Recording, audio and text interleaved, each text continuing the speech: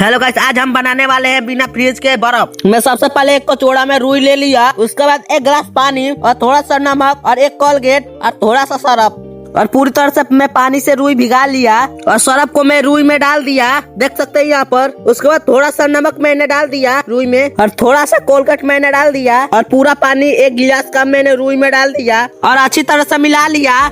और देखिए अब बर्फ बनने लगा है, देख सकते हैं यहाँ पर पूरी तरह से बर्फ बन गया है और यहाँ पर बहुत ठंडा है, देख सकते हैं यहाँ पर। और हम आपको बर्फ बनाना सिखा दिए हैं। इस वीडियो को लाइक कीजिए, चैनल को सब्सक्राइब और इंस्टाग्राम और फेसबुक से देख रहे हैं तो फॉलो कीजिए। और गाइस आपसे हम बताना चाहते हैं कि ये बर्फ नहीं है, ये सब पंपी पंप्स का कमाल है और हॉगीज का कमाल है। ऐसा कुछ नहीं है कि आप बिना फ्रिज के बर्फ जमा सकते हैं।